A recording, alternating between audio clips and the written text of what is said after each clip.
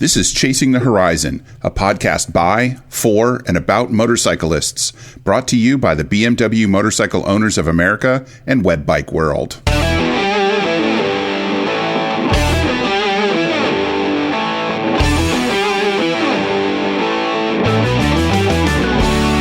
Welcome to Season 6 of Chasing the Horizon, starting with Episode 136. I'm your host, Wes Fleming, and our guest this time is author Melissa Holbrook Pierson.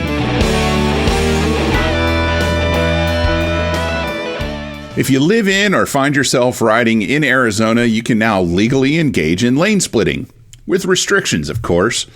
To do this, and once again, we're talking about Arizona, you have to be on at least a 4-lane road with a speed limit of 45 miles per hour or less. So that's 2 lanes on each side, and it's not going to be a high-speed road. When you're filtering, you can go no more than 15 miles per hour on your motorcycle. And this is likely to affect primarily urban areas, and as you can tell from the speed limit restriction, excludes interstate highways. So it's not wide open lane splitting, but it's certainly going to help keep motorcycles moving in heavy traffic and safe from being rear-ended in those full stop-and-go traffic situations. No word on what Arizona is doing to educate its car and truck drivers to this new law, so anybody engaging in filtering in Arizona should certainly watch out for auto vigilantes and wannabe traffic enforcers. Congratulations are in order for Ducati, which sold its 100,000th Scrambler motorcycle. Now, that does include sales from when they first sold the Scrambler model, starting 60 years ago in 1962, and its initial run up to 1975. They brought it back at the height of the retro moto craze in 2015, and from everything I've seen, they've been doing quite well with the model since then. Everybody I know that's ridden one has said it's a fantastic bike. Ducati are commemorating the anniversary with a pair of fancy sunglasses, which I'm sure you can get at any Ducati dealer. Electricity, electricity, electricity, electricity. You may remember last year when I told you about Honda, KTM, Piaggio, and Yamaha creating a consortium committed to producing a common battery for electric motorcycles and obviously bikes to support using those batteries. As of September 2022, that consortium has grown to 21 members, most of whom you've never heard of, though it does include Kawasaki, Kymco, Polaris, Samsung, and Suzuki. I didn't know that Samsung had an interest in producing motorcycles either, but here we are in the 21st century, and Samsung is, after all, a huge manufacturing conglomerate. So why not? While the consortium hasn't laid out any definitive timelines, they say they have agreed on the basic electrical and technical specifications and have begun creating prototype batteries. They say they have field trials planned in Europe, which already has a pretty decent charging infrastructure to lean on. You can find out more on the Swappable Batteries Motorcycle Consortium website at sb-mc.net. Thanks to Web Bike World for providing us a wide variety of industry news, and be sure to check out their website at webbikeworld.com for the latest motorcycle news and in-depth product reviews.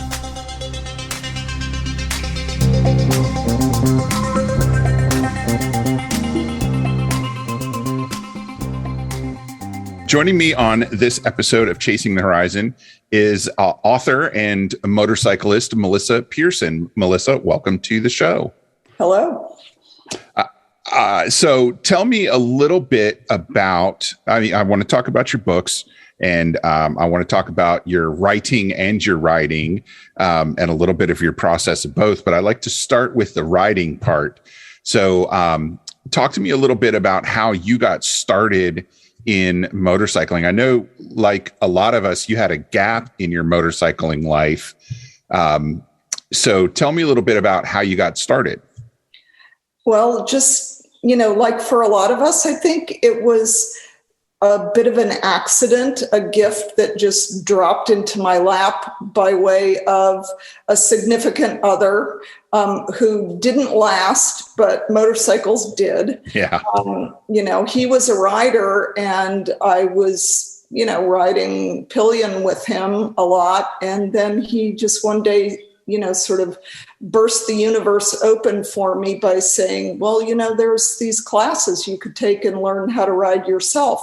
And it was so freaky that I hadn't thought of that myself. Right. It just, but I think as a woman in at that time, which was a long time ago, and I'm not going to say exactly when, but it was a very long time ago, I had really I had never been exposed to women riding. So it just sort of didn't occur as this possibility. But when it did, it was like, are you kidding me? Of course I want to ride. Yeah. Yeah, I know when I first started riding, I didn't really encounter a lot of women on motorcycles, or at least not riding their own motorcycle, I should say. It wasn't really until I got involved in the BMW world where I encountered a lot of women riding their own motorcycles. So how did you first start encountering other women riding motorcycles as well? I think it really was in the BMW Moto Guzzi world where I think that maybe women were riding earlier than in other corners of our pursuit. And why, I don't know. I think maybe we're just slightly more free thinking and less constrained. I don't want to make big generalizations, right? That doesn't work. Yeah, that those kinds of things often get us in trouble. So I've seen a lot of different pictures of you. The two that I see the most often seem to be with a BMW K75 and a Moto Guzzi V. I think it's a V7. So if you think back, how far back into your riding time do those bikes go? Well, my BMW era is my post-lapse era. Okay. So I had taken off about 10 years. And when I got back into riding, it was on a K75 first. And then I got an 1150R. Okay. And now I have a 1200R. So that was that lineage. But Moto Guzzi was my first motorcycle, and I had a B65 Lario. Okay. Very interesting little machine. Yeah. And then in my post-lapse life, I also got a Moto Guzzi as well. So now I have two bikes and I can straddle both worlds. Nice. It's like country and Western. Sorry, I just watched the Blues Brothers. And so that line, we got both kinds, country and Western, is right at the top of my mind. That is funny. So when you're, what brought about your lapse in riding? I know mine, which fortunately only lasted about 2.5 or 3 years, was because I needed to get a sensible vehicle to carry around my brand new daughter in. And I had a pickup truck and a motorcycle and nothing that I could put her in, so I got rid of both of them and got something that had a back seat. What brought about your gap in riding? It was a couple of things, but yes, having a child was preeminent. It just didn't seem to fit anymore into life because I had other priorities and other things that needed me. But I have to admit that it was also that I got to the point with the Lario that I could no longer fix it. And it developed problems that, I could have spent a lot of time searching around for the solutions, but I just didn't have that time anymore with a baby. Yeah. Yeah. And I don't know if most people can believe this, but babies cost a lot of money. Tell me. So when it comes to, putting your money into this brand new kid that's part of your life or fixing your motorcycle, a lot of times the motorcycle is going to collect dust. Mm-hmm. Yeah, it happens to a lot of people. But then comes the point at which, your kid is sort of grown and doesn't need you so much. And all of a sudden you go, wait a minute, why did I give up bikes? That didn't make any sense. Yeah. So tell me a little bit about how your writing career got started. Was it because you've written about more than just motorcycle life? So I'm always curious, kind of which came first, the writing or the riding. So tell me a little bit about that. For me, the two of them are so interlinked. I would not have a career as a writer, I think, were it not for motorcycles, because it was the sense that I wanted to communicate something to readers about why we ride motorcycles. It was such an exciting revelation to me that I thought, I simply have to get this down on paper. And prior to that, I had sort of been a writer in my dreams, basically. I did the usual, short stories and poetry, which mainly went into my desk drawer. But it was when I had the idea for a book about motorcycling that an actual career began. Yeah. Yeah. And I have to tell you that probably more than anybody else that I've had on the show, your name has come up more often from my listeners who send me emails or see me at events and go, hey, I know somebody you should have on the show. And I've probably heard from, at this point, 5 or 6 different people who have said, you have to talk to Melissa Pierson. And I'm kind of ashamed that I haven't read but one of your books. So tell me a little bit about your very first book, which I have not read yet, called The Perfect Vehicle. That's about motorcycles.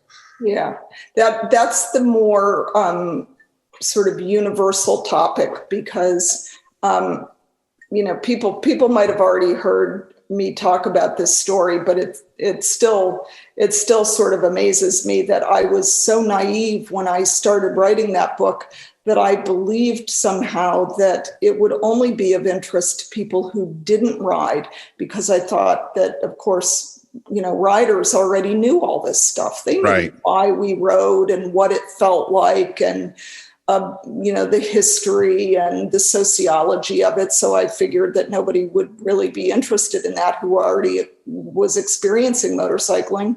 And then, of course, it turned out that it was riders who read the book, by and large. Yeah. Because people aren't really interested in reading about things that aren't already on their experiential radar. I think we're just sort of, in some ways, a little bit closed-minded in general. We read stuff that will somehow or other inform what we're already doing. So for riders, I think it corroborated or, resonated with their experience. And that's probably why you heard many people say that, I might be interesting to talk to, because really, when that book came out, I heard from people all over the world who said, oh my gosh, you've just written down what I feel and what I've thought about so long that I have never thought to put on paper. Yeah. Yeah. I often find it difficult when somebody says, why do you ride motorcycles?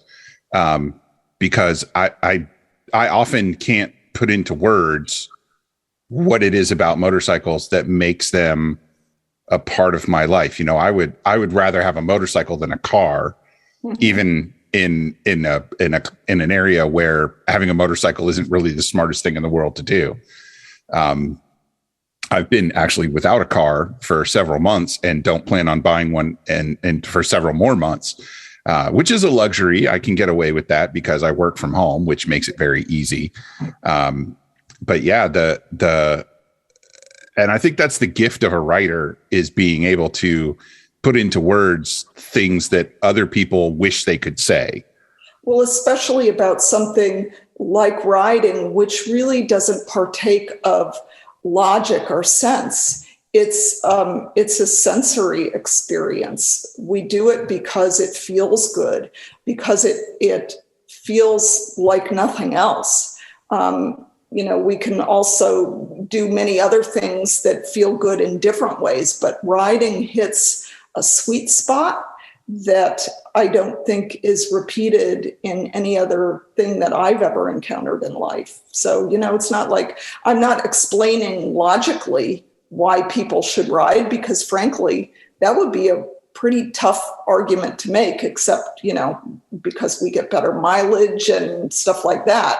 But that's not really why I ride either. Not because I get, 45 miles to the gallon. That's not the point. It's a side effect at best. Yeah. It's handy these days. I don't know about where you live, but gas prices are still pretty up there where I live. Yes, indeed. And we're enjoying being slightly below the national average. I think today I saw $4.59 a gallon in Virginia where I live. So not too bad at all. So these days, what kind of riding do you like to do, or do you have the time to do? Are you able to, get out and take a trip, or are you kind of mostly relegated to around town kind of daily driver stuff? No, but a little bit of both. Although I sort of went and did that, have a baby again in the form of a puppy. So we're now, in fact, investigating, how to rig a dog carrier for our bikes. My significant other is also a rider, and we like to ride together. What we did, because we knew we were going to get a puppy, was we took our big trip in May and rode to New Orleans and back, and sort of got a few of those yayas out over the course of 3 weeks, taking a sizable trip. And now we're back to, can I go out for a couple hours? I just need to take a ride. Right. Hey, I'll take care of the puppy.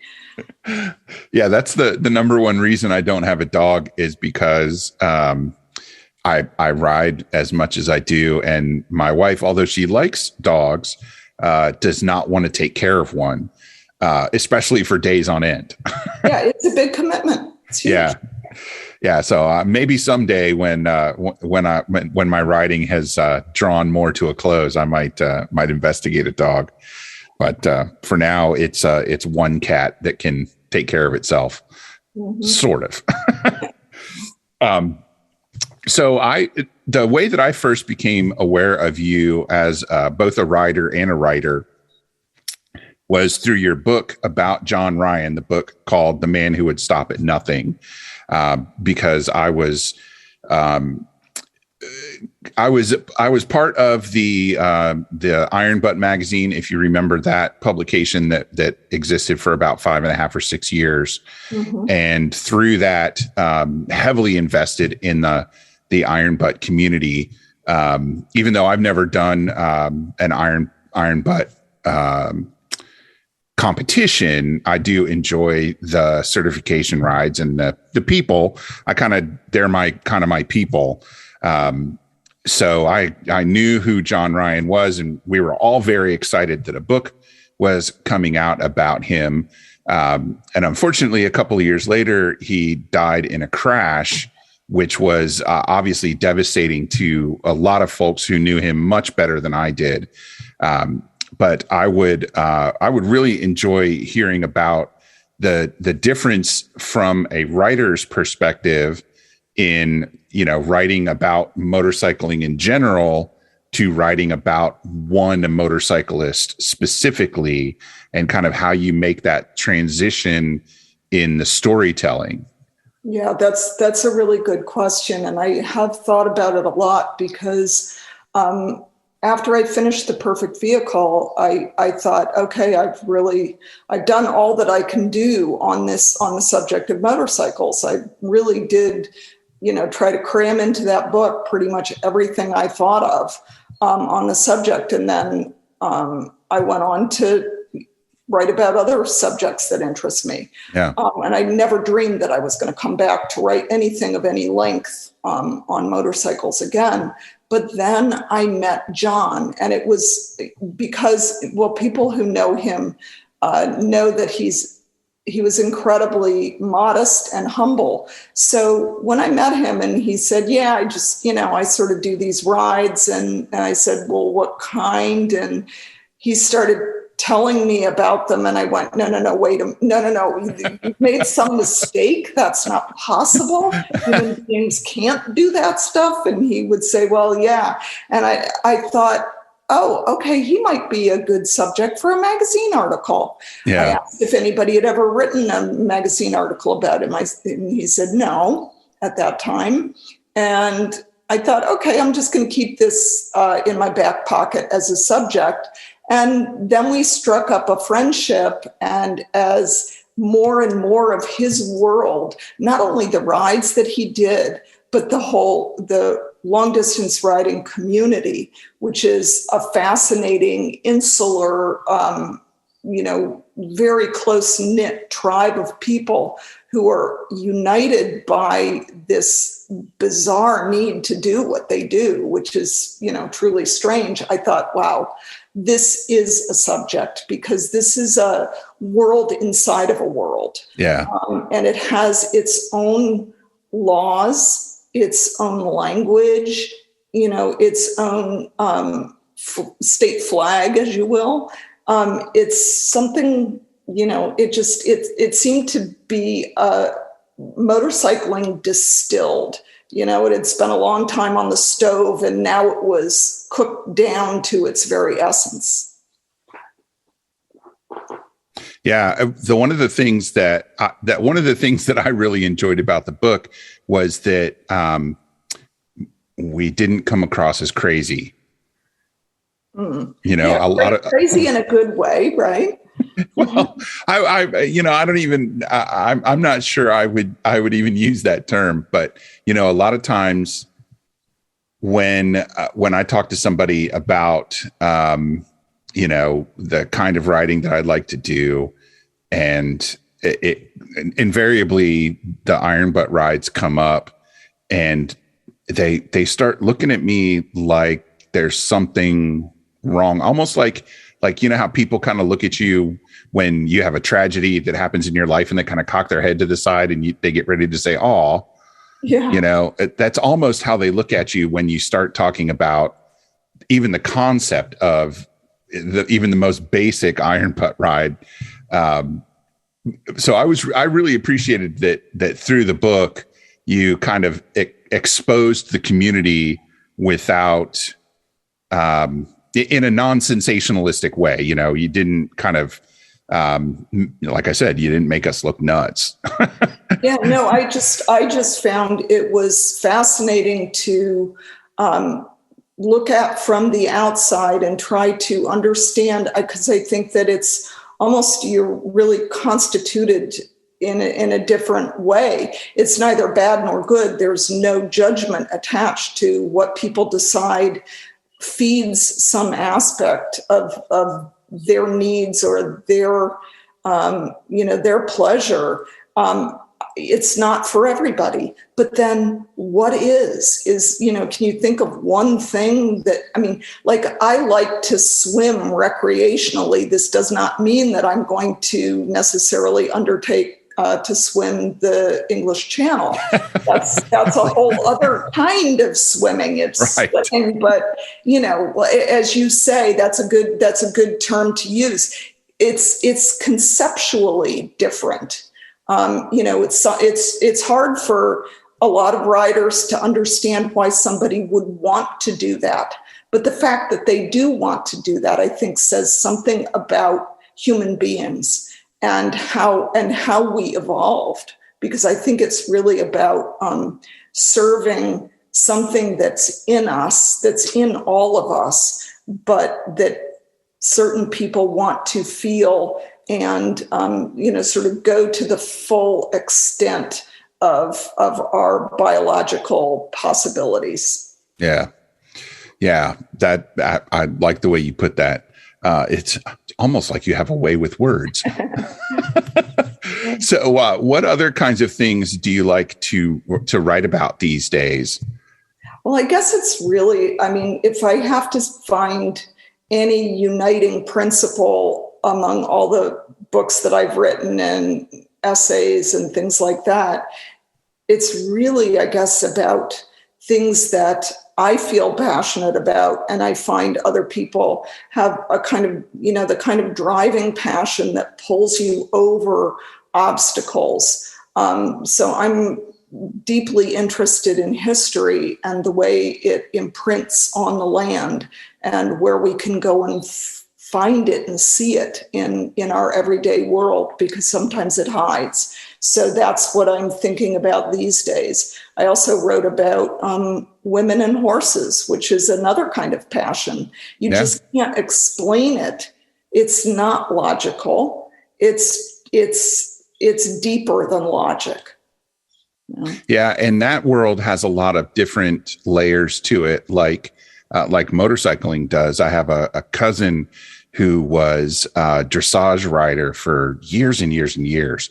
And it was easy to celebrate her victories and her accomplishments, but I never got it, and I guess she probably would feel the same way about me riding motorcycles. She's like, oh, that's nice. But if you think about what she was doing, it seems like, it's all absorbing. It's what you think about when you're not doing it. And when you're doing it, you're not thinking because you're doing it. It's very much the same as riding a motorcycle. It's something you love, and when you love something, you can't really explain. It's almost, it's hitting on your pheromones or something. It's a physical thing. Yeah. And it's interesting. I've found a lot of confluence among people who ride horses and motorcycles. Sometimes they're the same people. And also people who fly airplanes and ride motorcycles. And also, come to think of it, photographers. Those three things, I found so many motorcyclists who are like, oh yeah, well, that's what I do for a living, or that's my other passion. Yeah. Yeah, I don't. Not everybody in the world can see what's happening here, but I'm now kind of leaning over to hide all the camera gear on the shelf behind me, some of which is dusty and some of which is broken. So I kind of get where you're coming from. Yeah. Okay.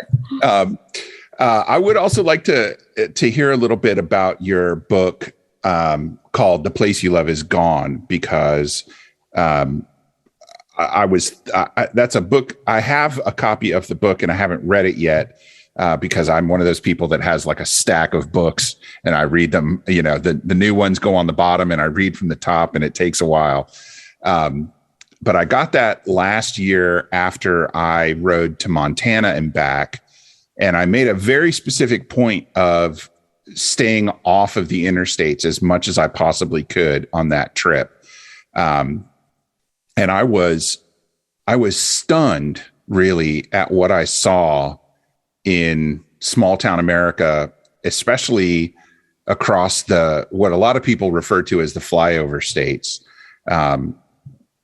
Especially because I rode from Minneapolis to Great Falls, Montana, with no interstates at all. I stayed completely off the interstate. And what I saw was really sad, to tell you the truth, in a lot of places where it seems like the modern age has passed a lot of our country by. Mm-hmm. Yeah, and or transformed it in ways that I think are actually devastating to local economies, as well as, to a sense of belonging to a place that we call home. And that was really the impetus for that book, was to look at how attached we are to the places that birthed us. And when they're changed without our consent, how it almost feels like it's a personal attack or a personal loss. And, I found the same thing when we took this ride to New Orleans. Again, no interstates whatsoever, 3,600 miles through 11 states. And it basically recreated a ride that I write about in The Perfect Vehicle, also to New Orleans, a little bit longer ride, but through many of the same places. And I was stunned by the changes that I saw between that ride and this one. For instance, outside of Nashville, which, at the time of the first ride seemed to be, fairly easy to get into and out of, we were in what felt like a hellish purgatory of unending, strip malls and repeated big box stores over and over. You'd go through 10 miles of that and then they'd repeat again. We just couldn't seem to get out of it. And this is what has happened to the countryside, the surroundings of almost every medium-sized city in America is just this sort of, I'm thinking, is this the way people want to live? Huge traffic jams outside of the same stores that exist everywhere else. I mean, there are many different causes for it, and I'm not going to go into that. But it felt like a sort of an assault on our history and on our landscape. Yeah, that's something that I think about a lot because I live outside of a major city, and so all of those things and all of those situations exist in close proximity to my house. But I kind of, and I'm not trying to say that, I'm making a difference or anything like that, but it's important to me for instance, to go to the small family owned pharmacy that's in my town that has somehow managed to survive there being 3 CVS's and 4 Walgreens within 5 miles. Yeah. And those kinds of places I have found, especially as I've gotten a little bit older, are a lot more important to me than they used to be. I'm willing to accept a little more things taking a little more time over the instantaneous convenience of, the big boxes that are frankly just alarmingly ubiquitous in our society. Yeah, they're problematic, I think, on a number of different fronts. But I think as you're doing in patronizing, the small, the local, the individual, it's something that each and every one of us can do, so long as we're aware that we are not powerless in the face of, corporations, basically. Yeah, it can be tough sometimes, though. Mm-hmm. We're conditioned. It makes me think of those experiments that some behavioral scientists do with mice and rats with the food pellet button, and the rats know to hit it. Right. And I sometimes catch myself being that person. And I think that's one of the great things about riding a motorcycle is you get the joy of experiencing it while it happens. But for instance, when you're taking a trip, you don't get that instant payoff of arriving the same day you left all the time. Sometimes it takes 2 or 3 days to get where you're going, and it's worth it. Yeah. Hopefully it takes 3 or 4 days or much longer. I mean, the great thing about traveling, secondary roads in America is that you really get to, get the sensation of how huge this place is and how varied still it is. That's the other problem with, the homogenizing effect of the same stores existing everywhere. I think people like it. It appeals on one level because it's comforting to know exactly what to expect. There's no surprises. Right. But isn't surprise what we want when we go to different places to experience things? I for one, I want to I don't want to know what I'm about to see or who I'm about to meet or different ways of thinking or seeing or doing things. I want to see those things. Yeah. One of my favorite things to do when I travel, especially when I travel for a long time, is to get dinner at whatever the local Italian restaurant is in that town. Cause every town has an Italian restaurant in it. It's kind of like, I go there because I know what I'm in for, but I also go there because it's going to be a surprise, because it's not the same as the last one that I hit. It's not the same as the one that I'm used to in my hometown. And that to me, that Italian restaurant experience is one of the greatest aspects, one of the most fun aspects when I travel. Is there anything like that you like to do, that you like to experience when you're able to take a trip? Like comparative Italian studies. I don't know. I like to wander. I really do. That's my big thing, is just like, I don't want to stay on the map that I have set out. There's something inside me that I'm a very rebellious person. I was always a rebellious child, and I've continued to just say, you know what? No, I decided I don't want to do that.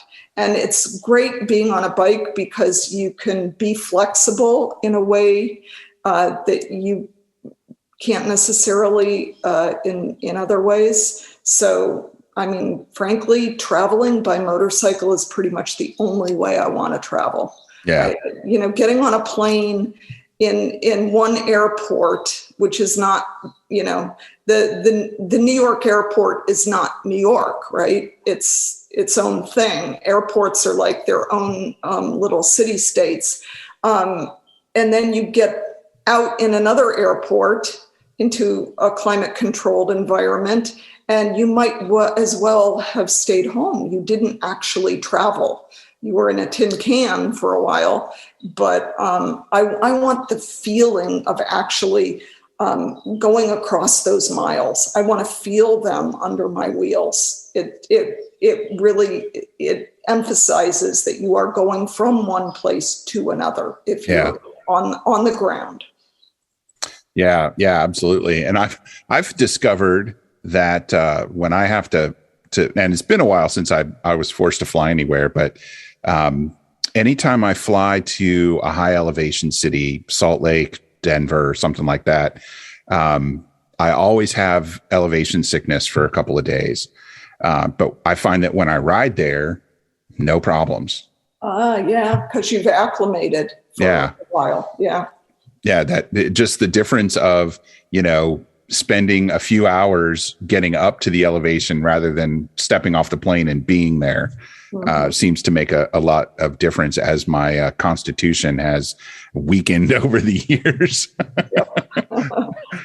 But I never used to fly all that much. And then I had a job that kind of required me to fly quite a bit. And I got to experience, in one regard, I liked experiencing the different cities because, Denver is not San Francisco, is not, Austin is not New York. But I was never very comfortable in the big cities. And I always was eager to get back home to, my little suburb that was a good bit out of town. Yeah. So are you working on anything new for the future? You have another book planned, or perhaps some articles in the chain? Yeah, things are sort of percolating. They always are. I always, whenever thoughts keep recurring about anything in particular, I stop and say, is this a subject? Has something occurred to you?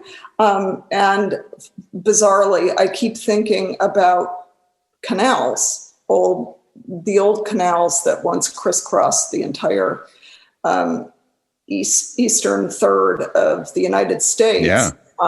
And I started, going and hunting out their remnants. Some of them are quite buried and, run through the woods, and you might only find an old green trickle of water. But I find that incredible to think about the fact that these waterways were hand dug, thousands of miles of hand dug waterways with these lock structures, and just the mechanism of them and the history of them I find is fascinating. So I'm hoping to make something of that.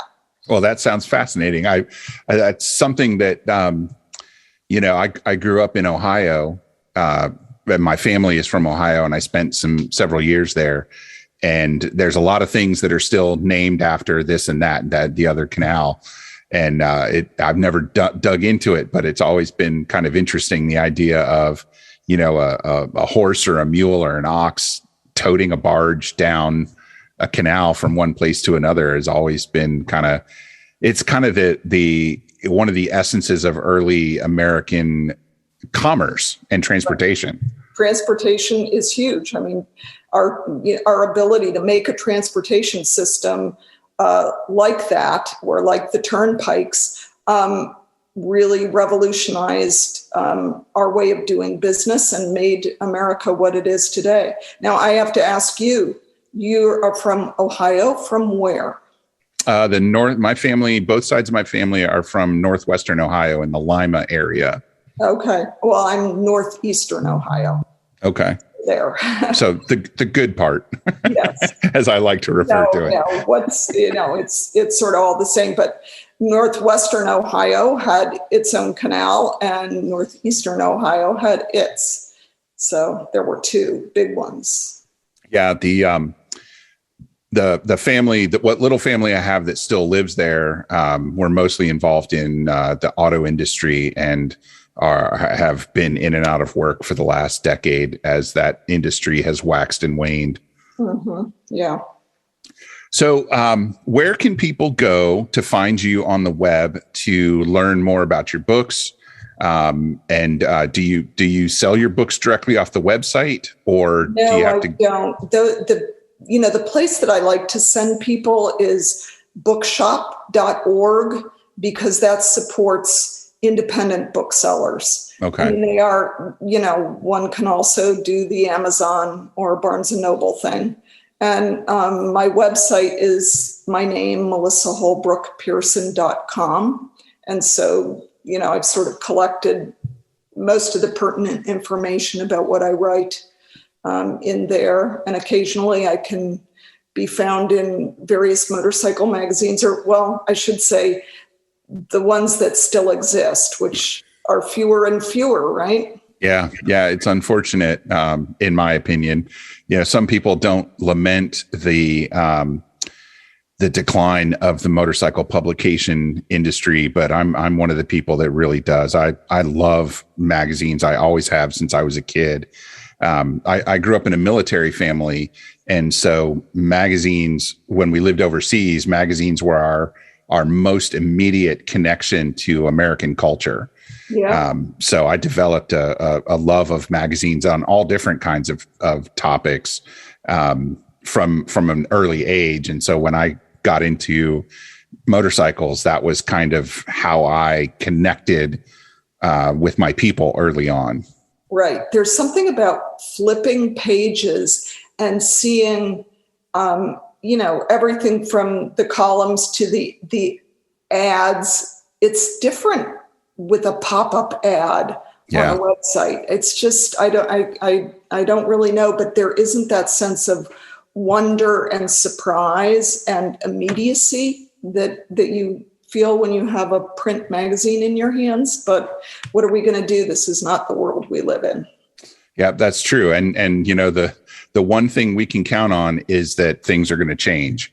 So that we've got to accept it and adapt to it to a certain extent. We can still resist it a little bit and do our part to keep those magazines that are able to keep going, help them keep going. Yes. Well, Melissa, I want to tell you how much I appreciate you taking some time out of your day to talk with us.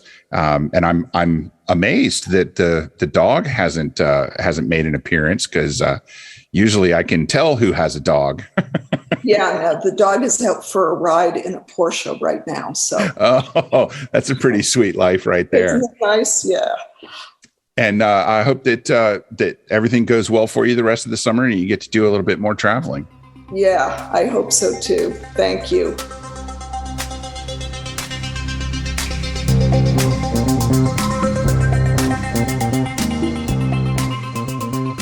Visit our website at chasingthehorizon.us to listen to every episode of the podcast and read up on various motorcycle-related topics. The best way you can support Chasing the Horizon is by joining the BMW Motorcycle Owners of America. Yes, it says BMW right in the name, but we absolutely do not care what bike you ride. We know what's most important. The MOA is all about the community of riders, not a single brand. You can join as a digital member for $39 a year or as a traditional member for $49 a year. The biggest difference there is digital members don't get a hard copy of our monthly magazine in their mailbox. They access the BMW Owners News online.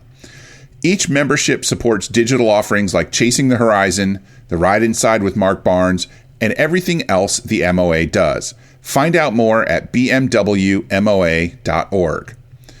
And ride along with us on the internet. Chasing the Horizon is on Facebook, Twitter, and Instagram. There's a mailing list with exclusive content and giveaways that are only open to subscribers. You can sign up for that at tinyletter.com/chasingthehorizon. We'll see you out there somewhere on the road or off it. Ride safe.